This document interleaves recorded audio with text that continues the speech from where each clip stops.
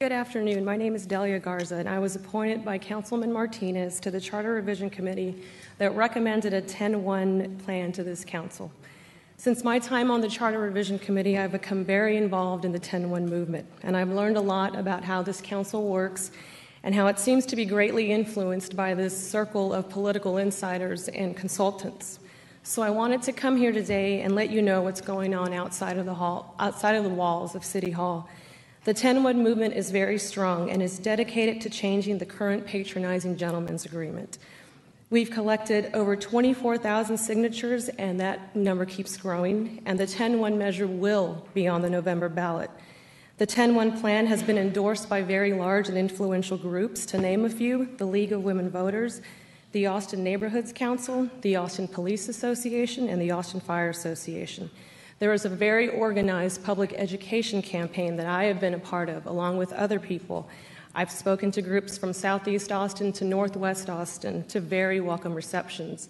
Recently, I did receive a bit of a negative reception when I went to speak at a Central Austin neighborhood group, and after giving my 10-1 spiel, a gentleman in the group raised his hand and said, "It would be stupid for us to support this. We have all the power. Why would we want to let that go?" And he's absolutely right, and I don't think that I have to explain to this council why it's not fair that a particular part of Austin is able to control this city and is able to control this council.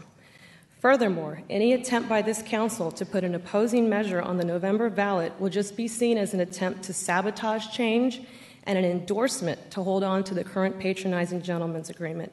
And an opposing measure on the ballot would be a slap in the face, quite frankly, to me and the majority of my colleagues who served on the Charter Revision Committee, who sat through hours and hours of testimony from citizens from all over the city and from voting rights experts who told us that other plans, such as an 821, for example, would likely not pass Department of Justice muster because it would likely eliminate an African American seat.